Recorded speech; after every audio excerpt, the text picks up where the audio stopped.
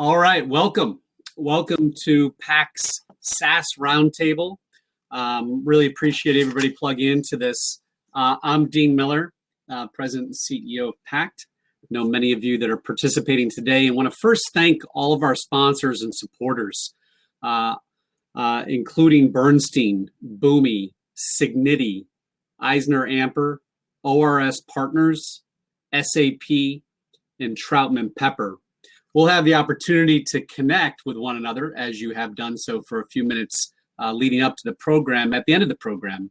And certainly we'll have representatives from our various sponsors in addition to our SaaS CEO participants and speakers. So please stick around at the end of the conversation for some more tableside chat.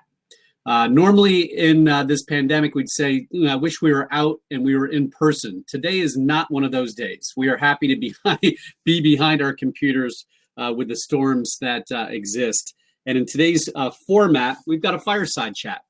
And we'll do that for about 35 minutes, 30 to 35 minutes. We do have a Q&A window that you can see to ask your questions. So please post those there throughout the conversation. And we'll dedicate some time at the end for those questions. Again, at the end of the conversation, we'll go back to tables. You'll be unfrozen and have the ability to go back to your table conversations, but also to hop tables. If you haven't experienced Remo, this is a dynamic format to allow you to have conversations with small groups around tables. And again, you can table hop. The session will close automatically at 10:30 if anybody sticks around for that long to network, but we'll certainly alert you to that. All right, let's get on with the program. Let me introduce our moderator. Doc Pargi is well known, certainly to many of you. He is a successful a successful SaaS executive in his own right, having started and exited a company in the space. He now serves as the managing director for Sri Capital, focused on investments in the SaaS space, among others, and also serves as PACT board member. So I'd like to welcome Doc to the stage to introduce our speakers. Thank you, Doc.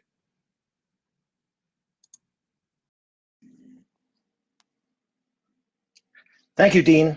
I am thrilled to have Mark Grusin and Greg Duran from Frontline Education, a true and great Philadelphia success story, and love to hear kind of their journey and some of the secrets that they could share with us all.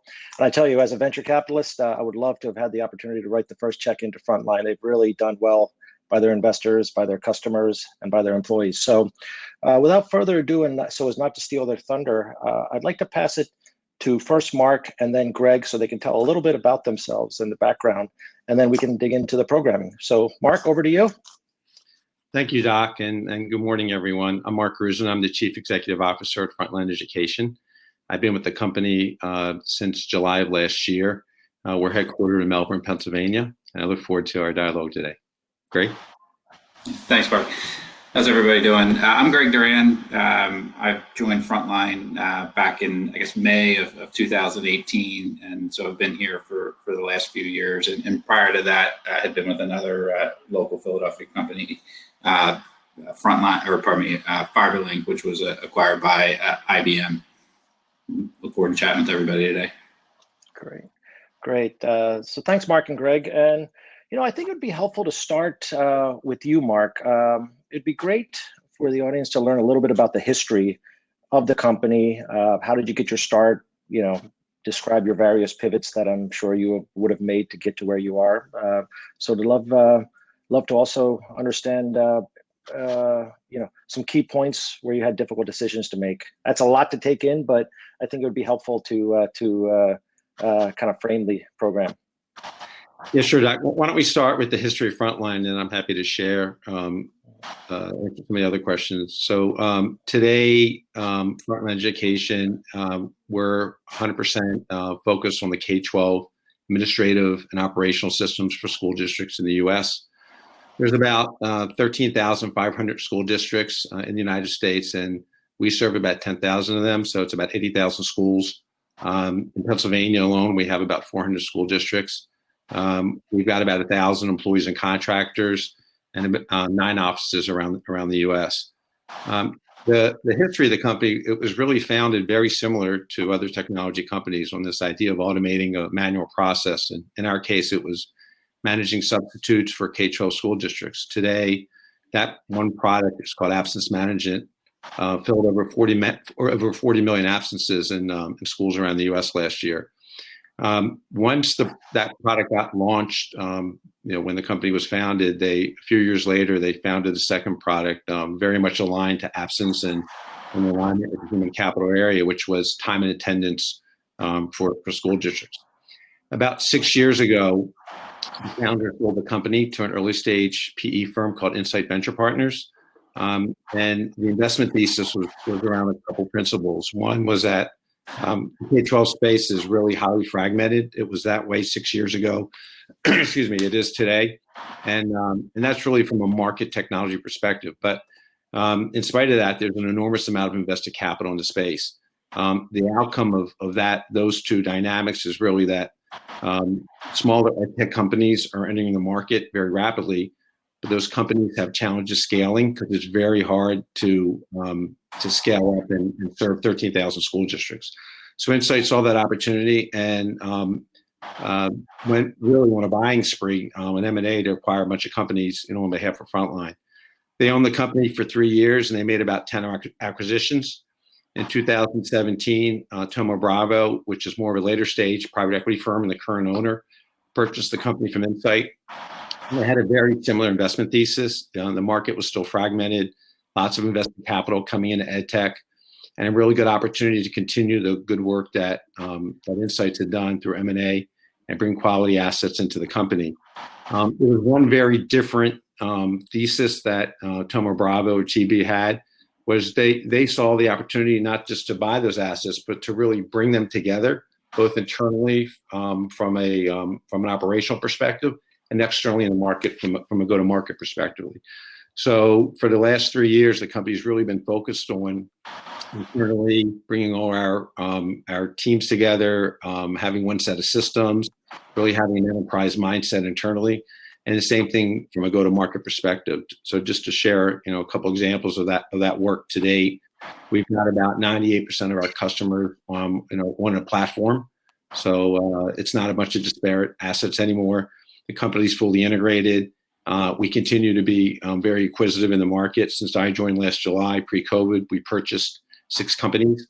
And so today, Frontline is about 25 products, all serving school districts in the U.S., excuse me, and aligned to the portfolio is really aligned to 3 areas: human capital management, student solutions, and business solutions.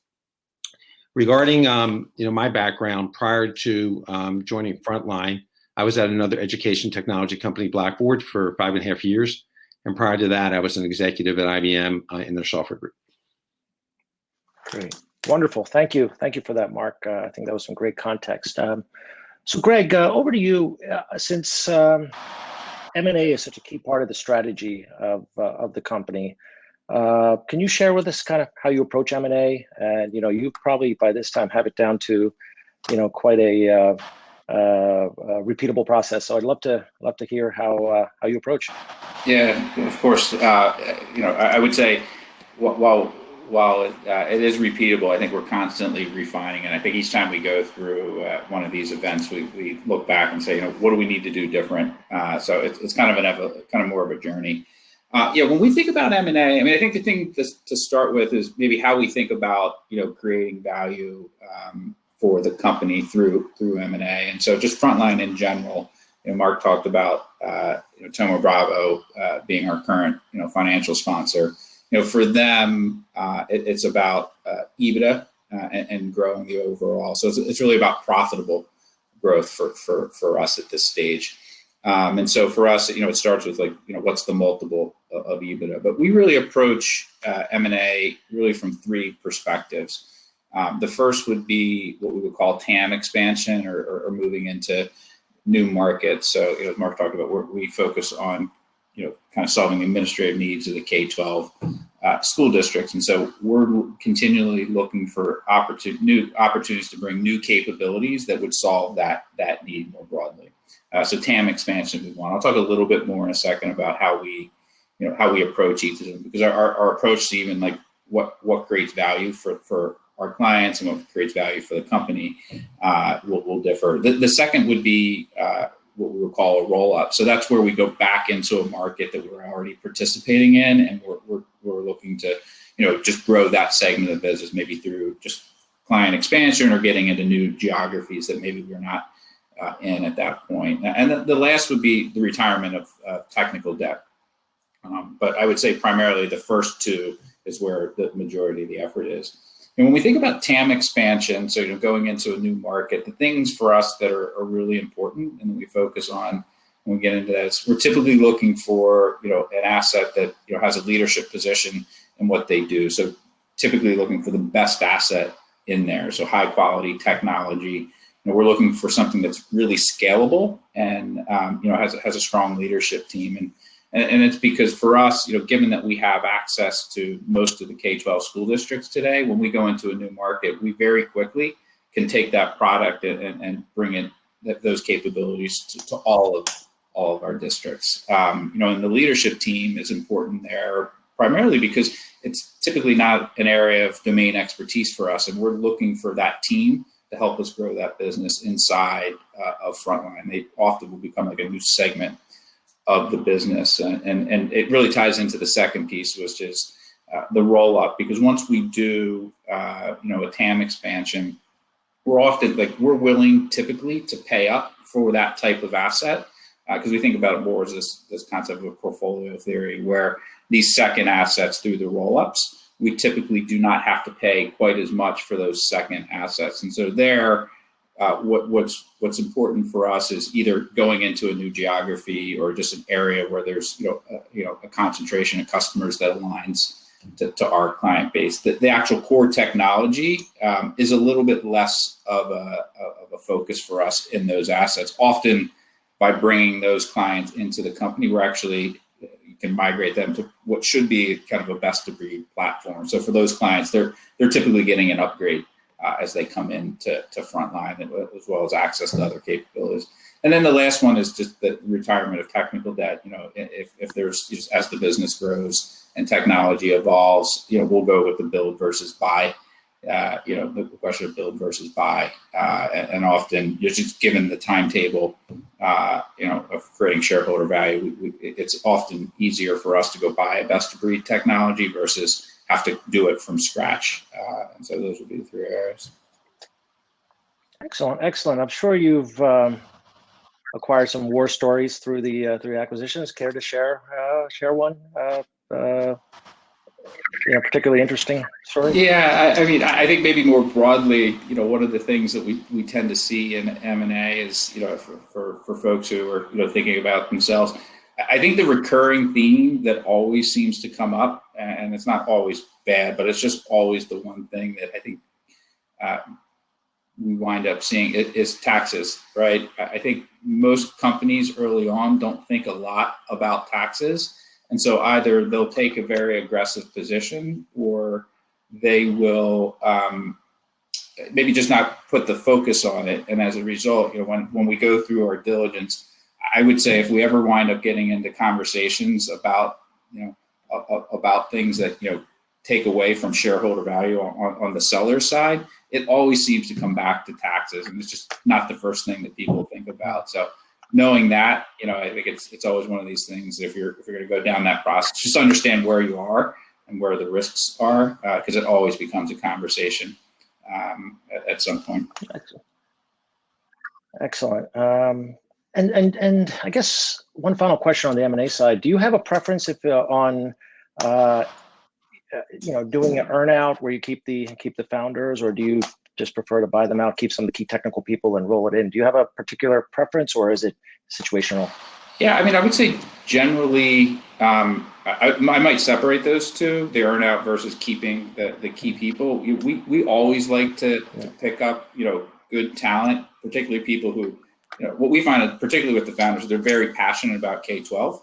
And so for them, we're bringing people in who kind of believe in the mission and often can infuse some energy into the company. We tend to shy away from earnouts just because they're typically complicated and can create some weird dynamics. When you get to the other side, you can easily get misaligned on objectives with that. And so I wouldn't say we're not completely opposed, but we would prefer not to do an earnout. And Mark, if you'd add anything there. Yeah. No, I think you covered it good. Great. So Mark, question for you. So given all the acquisitions, I'd love to hear your thinking around both strategy and leadership, right? Because Mark has to get the deal done, then you have to make it work. Yeah, it's a great question. So just taking a big step back, as I had the fortune of working at two very large corporations as I was going up my career, and one of the benefits of those experiences was the investment that they had made in me in both strategy and leadership development. And I would go to these sessions and come back very energized. And then I'd come back into my work environment, and not everybody I worked with or worked for had been to those sessions or was there at the same time and heard the same message. And so I always felt that strategy sat over on the left and leadership sat over on the right and was never in the core operating model of the business. And it always bothered me. And I was very committed when I got into positions of leadership that I would change that. And so as I've done, in other places I've been, when I got to Frontline, every organization has some unique things that you want to optimize on so the company can hit its full potential. And because of all the M&A, the company was a melting pot and will continue to be unless we align. Not of the challenge in the M&A is not the operational integrations. We're pretty good at that because we've done a lot of it, and that flows pretty well. It's the mindsets and behaviors and getting people aligned on leadership principles and frameworks and common language. And so the profile of the companies we typically buy are call it 35 to 100 people, person companies, single office, serving a very specific segment of the market. Many of those employees, as Greg mentioned, are super passionate about education. In fact, many of them came out of the education community as educators or administrators. And decisions are made very differently when you're sitting around the table having a cup of coffee in the morning, as I'm sure many of the companies that are joining us today, either the leaders have been through that or currently in that type of environment. And so when you get acquired and you come into a 1,000-person company with multiple offices, more structured decision making, there's this culture shock. And so I noticed that very early on when I got into the company. And so and that creates misalignment. And so my experience has always been it's harder to get mindsets and behaviors aligned than it is to get operations aligned.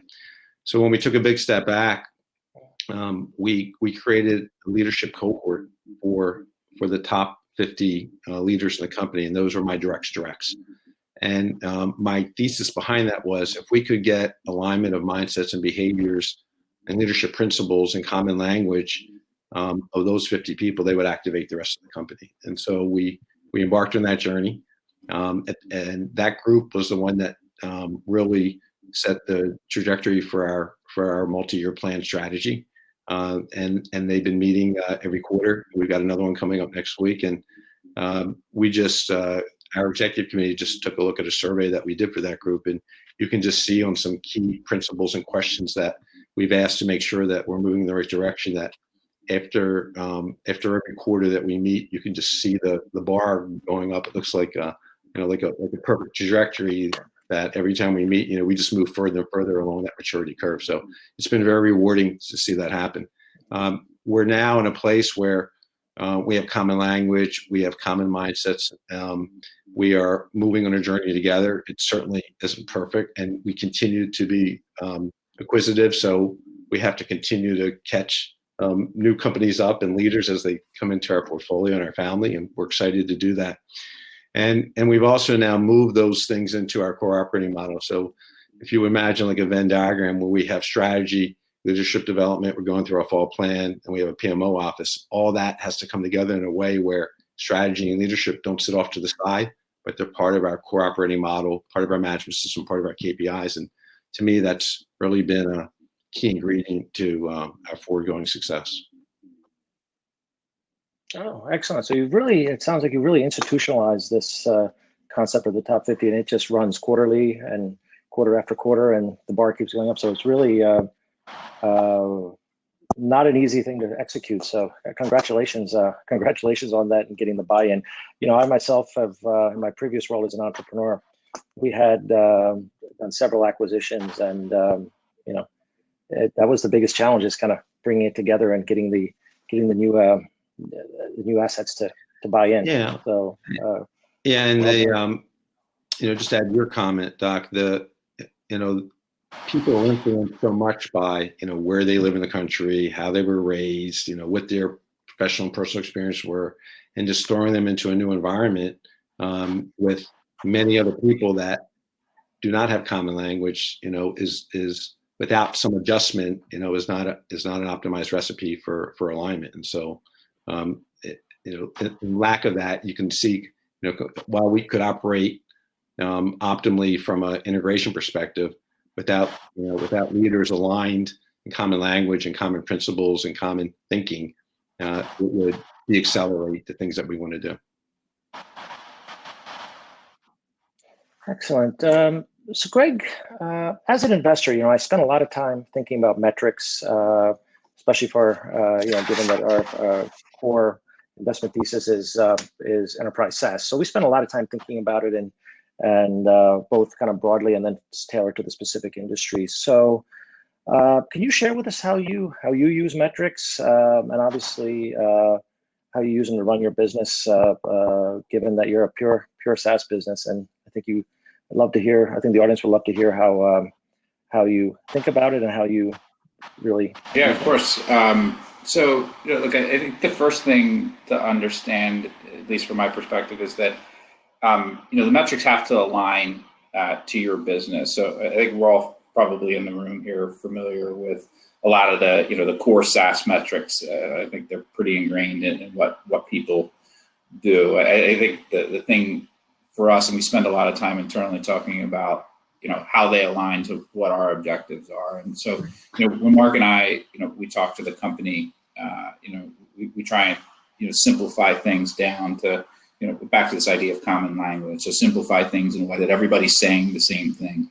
And so we're at this time of year where you're in fall plan, and we talk about the fact that there's really, for us, and there's really kind of 4 levers that we can pull to create shareholder value, right? And so again, back to how we think about like value creation. For us, it's maybe take a step back.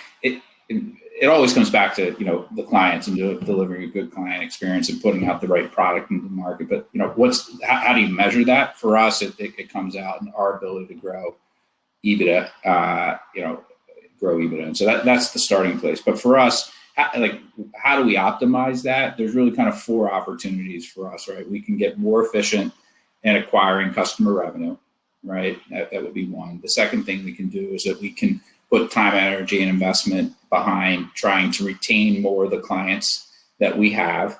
The third thing for us would be to get more efficient at delivering the service that we've sold to our clients. And then the last thing for us is M&A. We can create shareholder value through M&A. But on those first 3, what's interesting is, for us, it's kind of been a journey. If you looked at where we were 3 years ago, and when we talked to the company about how we created value, there was a lot of focus around this idea of profitable growth and ensuring that we retain our clients. I will say today, because of the work that we've done, those are less of an opportunity for us. We've kind of gotten to a place where we feel like we're kind of up and to the right relative to what we should expect. So for us, it comes back to continuing to become more efficient at acquiring customer revenue.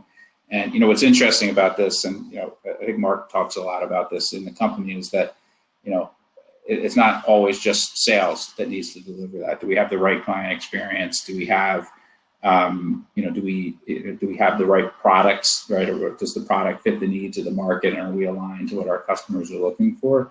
But when we think about that on the metric side, for us, on the sales side, we're looking at what's the return on our sales and marketing investments. So every time we put $1 into the engine, what do we expect to get back out of that? And how do we improve that? What's interesting is, if you think about it all being related, right, we can drive that through better client experience. So if we have a finite customer base, everybody does, but for us, really the path to growth for us comes through our existing clients, right? So 13,000 plus districts, and we have 10,000 clients. So for us, we know the path to growth comes through that. And so we're very focused on client experience. Are our clients happy? Are we delivering the right experience through that? And that actually is what fuels the growth and actually will help us drive improvements in our kind of sales and marketing ROI.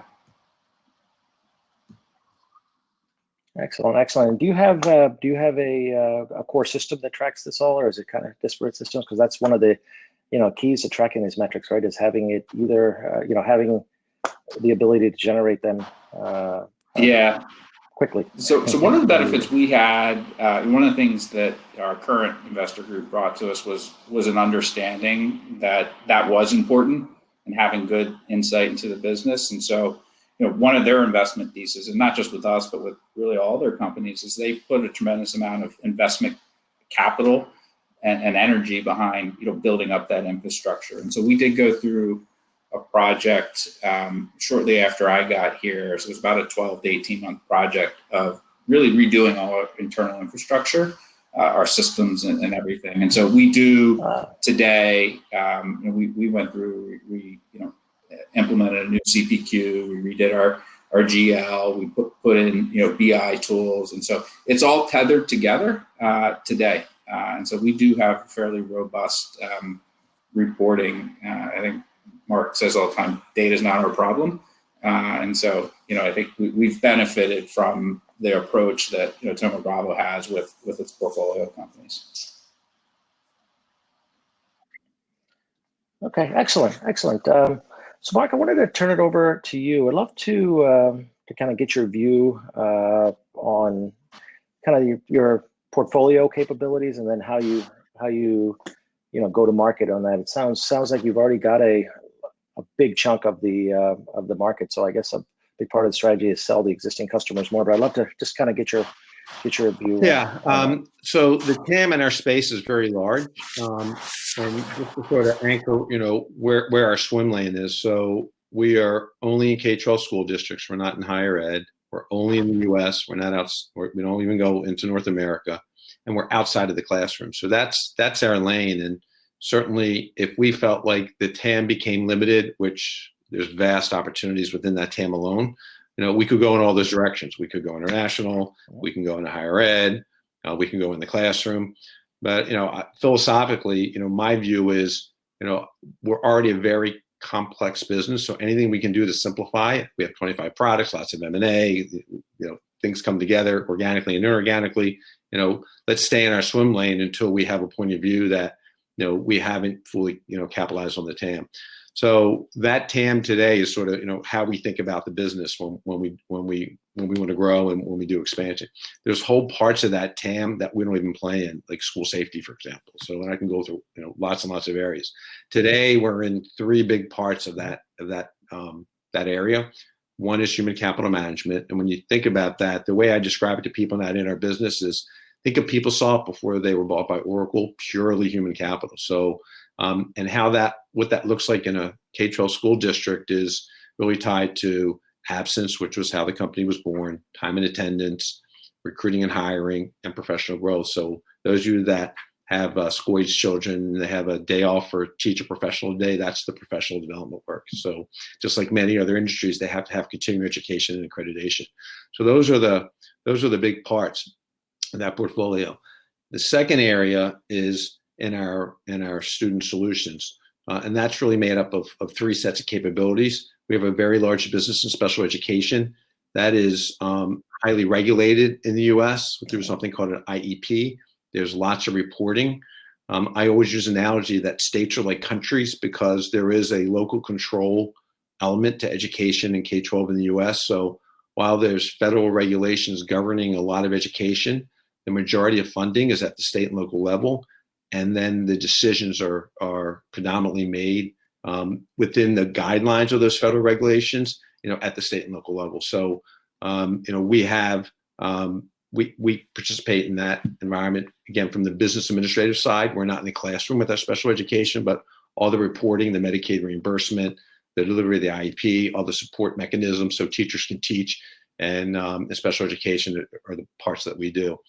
We're also in the health side, so we think about an electronic health record for school districts for nurses, and obviously that business has had a lot of demand with COVID.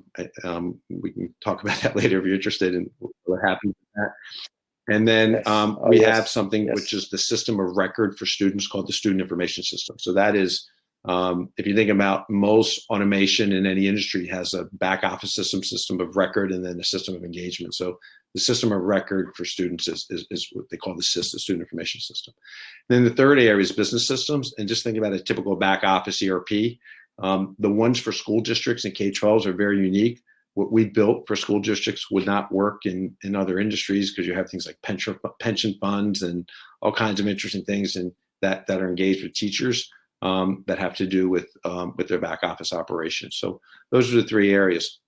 What we've done to simplify our business and our go-to-market strategy is within those 25 products, brought those into those three portfolios, but put all that into a common platform. So if you are a Frontline customer today, we've migrated, almost our entire customer base, 10,000 customers, into that platform. So you have single authentication and sign-on. You have access to all the tools and support mechanisms and our information available. We publish a lot of information and thought leadership back into the industry. All that's available to you when you log into the system. The buyers in those three areas are very different. And so within those three pillars, there's integrations of those products, but not necessarily within those, amongst those pillars, because it really isn't necessary. So everybody's on the platform. We have those three areas of expertise. Within those three areas, the products have common integration points, and sometimes it's just a common code base. And then everybody sits on the platform. From a field organization perspective, we have a direct sales force, which is probably very unique compared to most industries. We have no indirect channel. The one exception I would say to that is school districts, the further north you are, the smaller they are. They may be, if you're sitting in Boston, you're in a township, and the further south you go, you're more in a county, which is a very large school district. So if you looked up on the internet with the top 100 school districts, the 13,000, you'll see many of them sit in the south because of the way school districts are set up. So the opportunity for them to buy, through buying power is through this consortium model.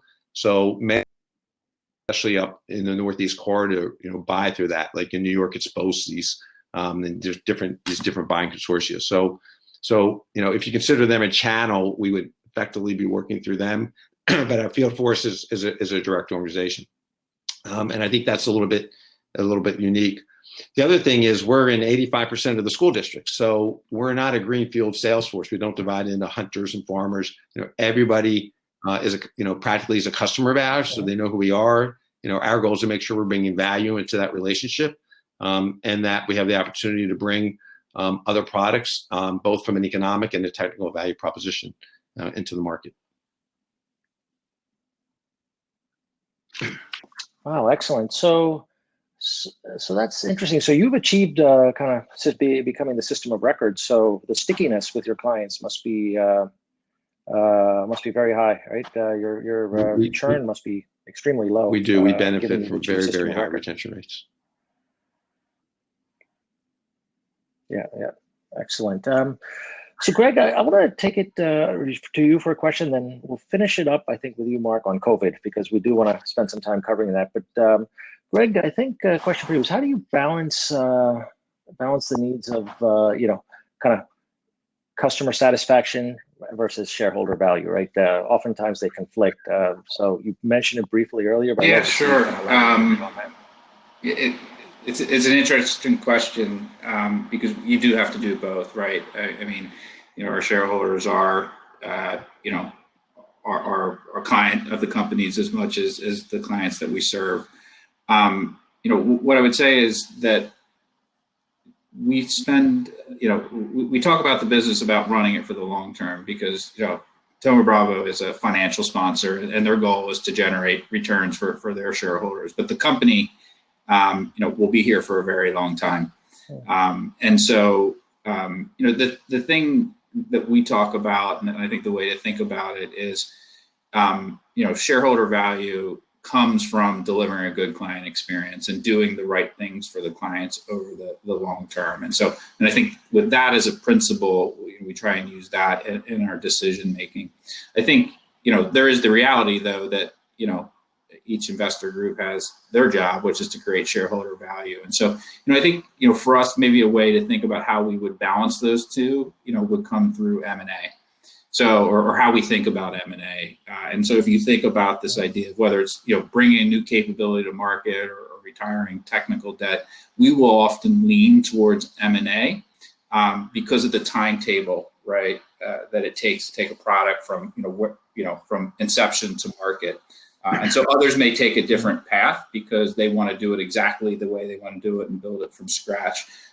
We will tend to lean towards going into the market and trying to provide, find the best of breed capabilities and bring them in because for us, it helps us balance the need of what's the right thing for the client, but also balancing the timetable that we have with the timetable that, an investor group might have. And so, try to do the right things for the business over the long term, but then think about balancing, the timetable through things like M&A as an example.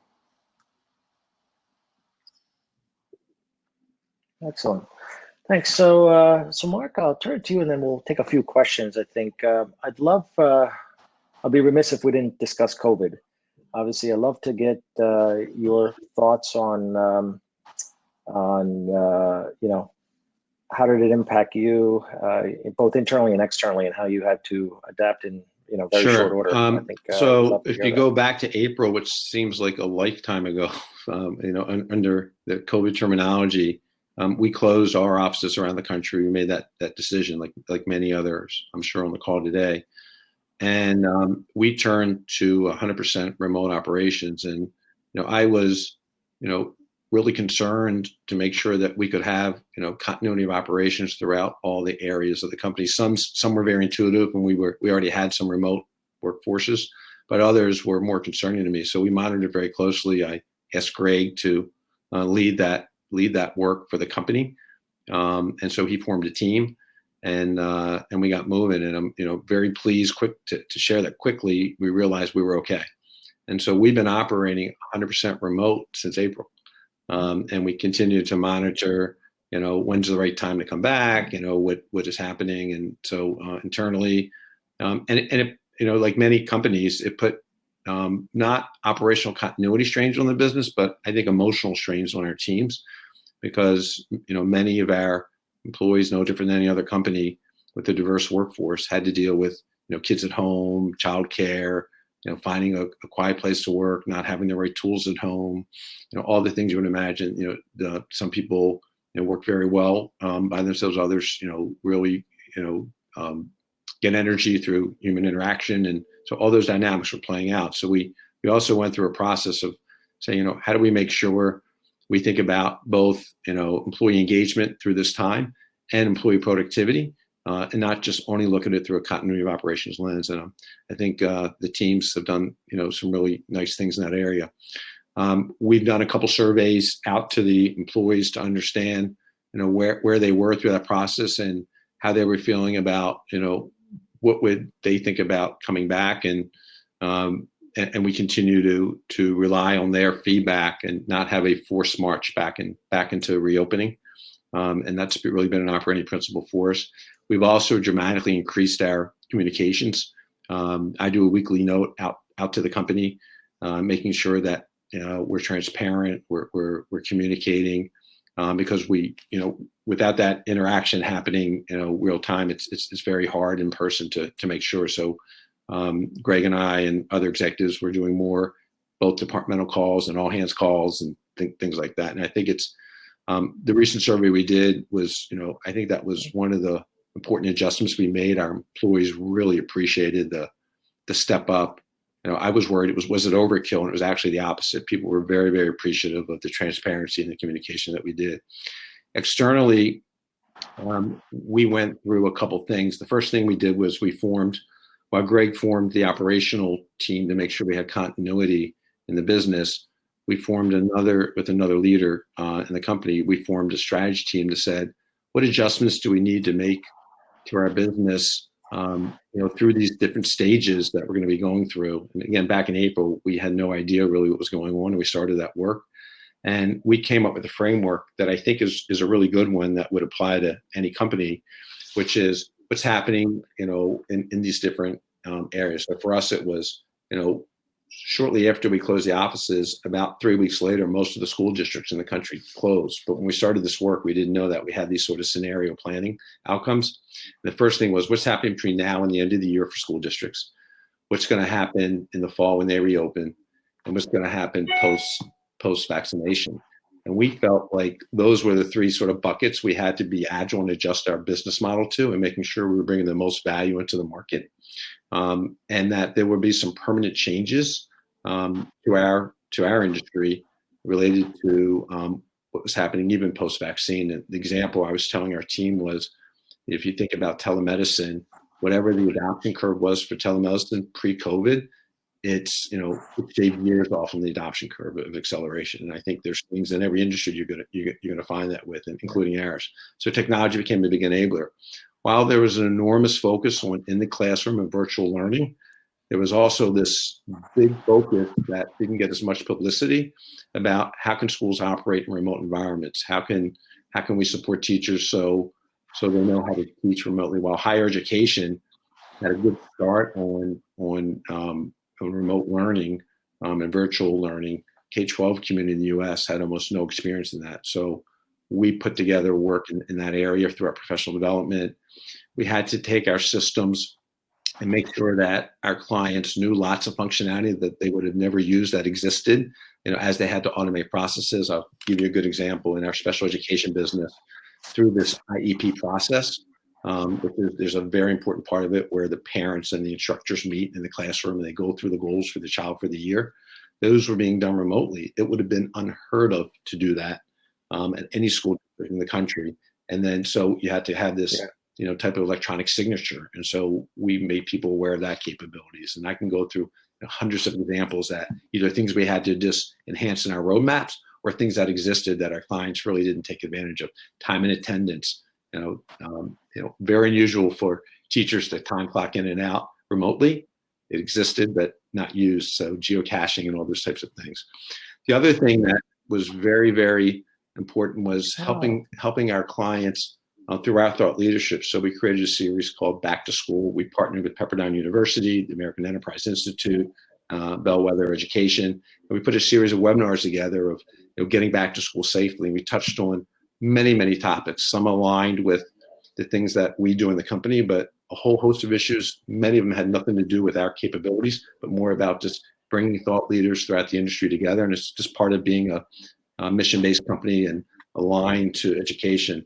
About half of our employees came out of the education industry. So this idea of giving back and doing well and being a good partner is really core to our mission.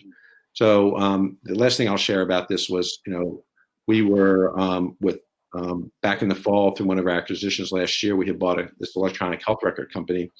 One of the things we thought about was, how could we add capabilities, that would help support school districts when they reopen with COVID and contact tracing and things like that. So we did do that, and there was quite a big uptick in that, for our clients, and we felt good about, bringing value back into the market.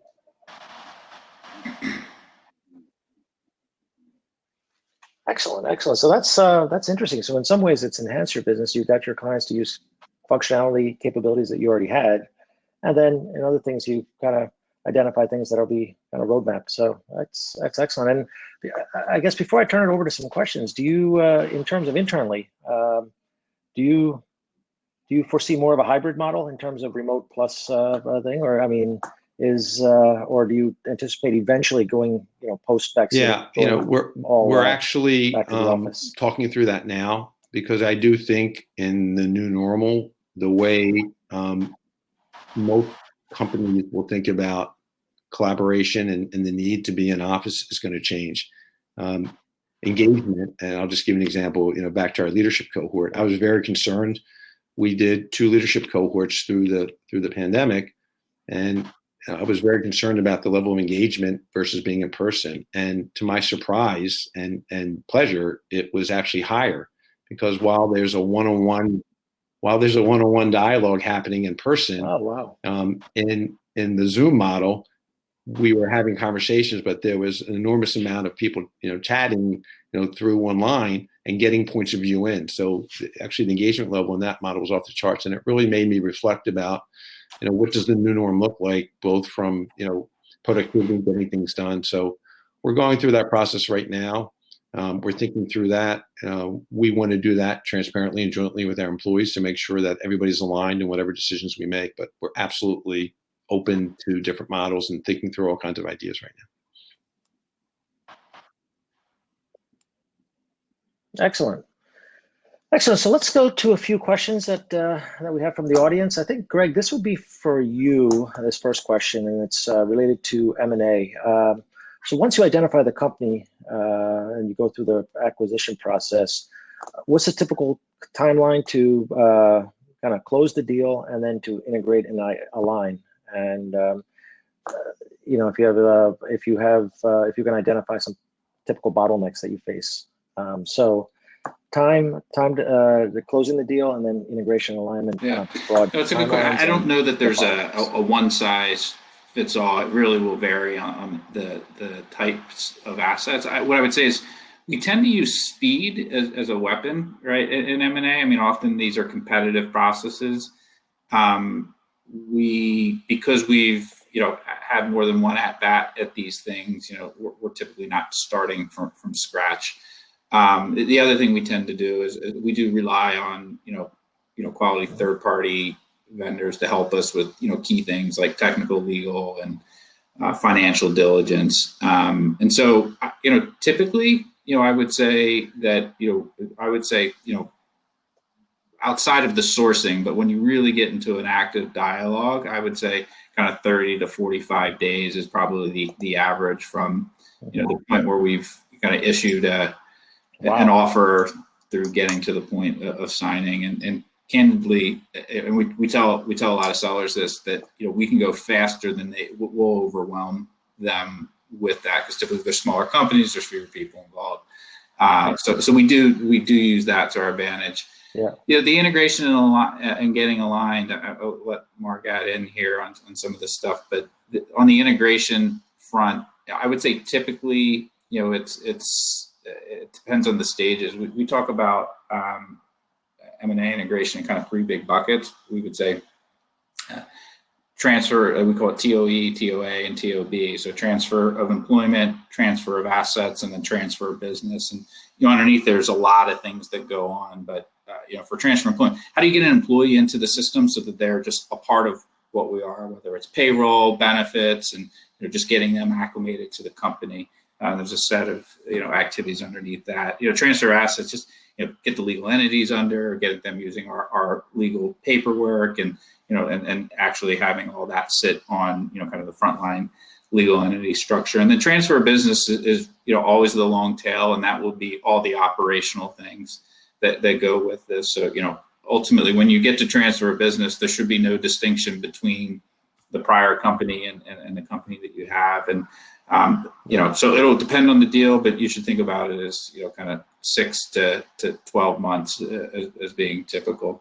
I think Mark, maybe before letting you add in, I think the bottlenecks, what's interesting is M&As can be exciting for people involved. It's a lot of work, and I think there's a lot of excitement around getting to a deal. So I think the typical bottlenecks is making sure you have people assigned on our side to integrate enough capacity, and sometimes that means pulling them out of their day job to really do it well. And so we've more recently moved to what we call a PMO model, and are in the process of setting that up. So like a dedicated group of people who are focused on taking it from, a deal signing to actually getting through all the operational milestones. I don't know, Mark, if you'd add anything there.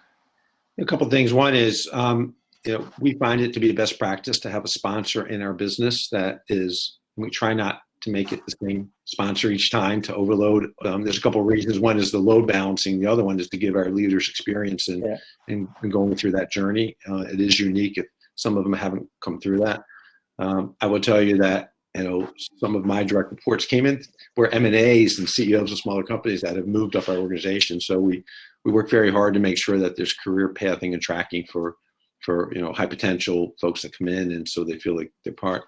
The other thing I would say is, there's this, I'll call two-way phenomenon where we do all the things Greg said, and then we sort of close out on that, and then everything starts to operate, and then there's a second wave of things that either on our side, we didn't do right, or we missed in diligence, or there was just, we had some assumptions that, there's only so much diligence you can do, whether it's we missed something technically, we missed something in our operations and thinking and our go-to-market. So we have to make an adjustment. And I think, we should always be prepared for the unknowns. And that could be either through, putting some dollars aside where, if you have business cases, some contingency funds that you may have to reinvest, or just making sure that there's a mechanism in place that we have I think a very good model in tracking the acquisitions post transfer of operations to make sure that the key things we said we were going to do in our investment thesis are happening,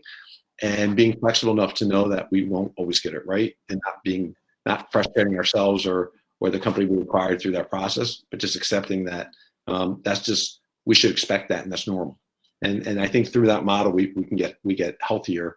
And there was some tension that's like, oh my God, we got this wrong. What did we miss? Or why didn't you guys tell us this? Because that can, I've been in environments so that can be very toxic. And we've worked very hard to make sure that everybody feels good about this, even post 1 year into the operations.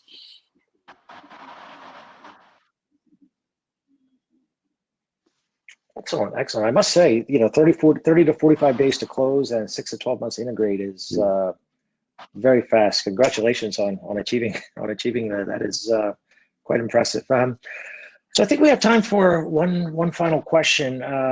So this is more on kind of overall trends, especially given the remote online education. So I guess, Mark, what do you see as some trends in education? Yeah, I think from a macro perspective, I think you're going to see a couple things. One is, I think this idea of online learning and adoption of that in K-12 will remain. I think that I think there's a catch-up phase that has to happen. So if you just think about how we got to this phase, there was this issue of equity in K-12 education where underprivileged school districts didn't have, many of those students didn't have laptops.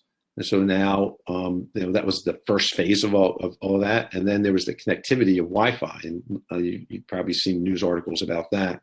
And so that is, I think there was a big catch-up phase with that. So to the extent that districts and municipalities can continue to support that and create equity, we can continue to promote learning. The second phase was the pedagogy of teaching remote is very different than teaching online. There's a lot of challenges with that and engagement.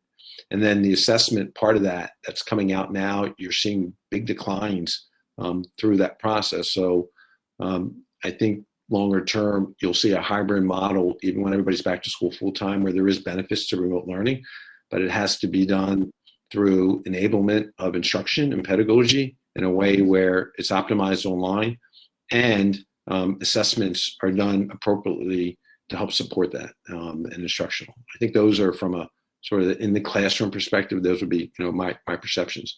From an administrative standpoint, I think technology adoption for school districts on manual processes, the curve has gone up dramatically because they had to. I think, and going back to my telemedicine visit, things that people would have never felt comfortable or considered while doing it. Many teachers have retired early, through this I'm sure people have seen news articles and that. So there's going to be a big demand for recruiting and hiring of teachers coming in, and that next generation of teachers are going to demand technology because they grew up on it. And so I think you'll see a big adoption curve on making sure technology is not an afterthought. I mean, if you just think about it, the pedagogy of teaching hasn't changed in the U.S. in a very, very long time. So I think this is a moment of change from that perspective. I also think there's the last thing I would talk about is funding. So depending on your state, so the way funding is done for K-12 school districts, if you in aggregate, about 10% comes from federal government and about 90% comes from state and local government. But that 90%, depending on your state, is very different. If you're sitting in state A, it could be, 80% of that 90% is your state, and 20% of that 90% is your local municipality. If you're in another state, it could be reversed and everything in between. So the impact to that in school budgets, today and for the next couple of years is very real, unless the federal government steps in. The sources of state funding, as we know, are sales revenue, tax revenue, and corporate tax, which are all challenged today for states.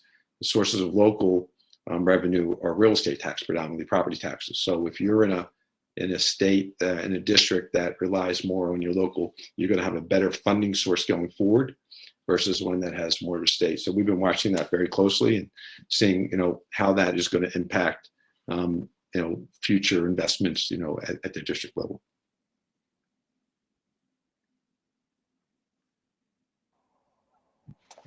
Excellent. Well, guys, thank you. We are out of time. Time has absolutely flown by, and we really appreciate it. I mean, I look at this as an insider's view of a really great local success story. So congratulations on your success, and thank you so much for the insights. Thank you, Doc.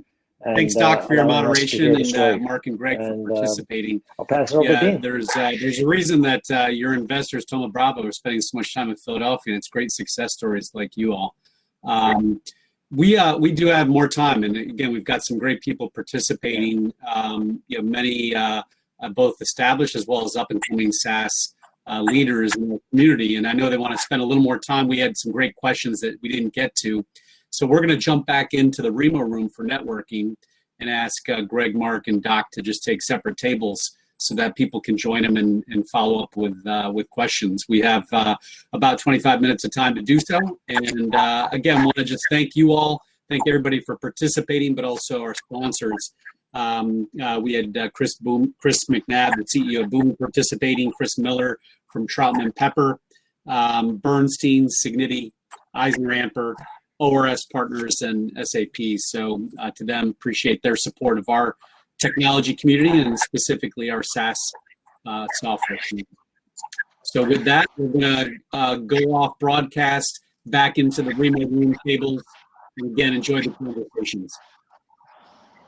Thank you, Dean. Thank you, Doc. Thanks all. My pleasure. Danielle, take it away and reverse us back. Thank you.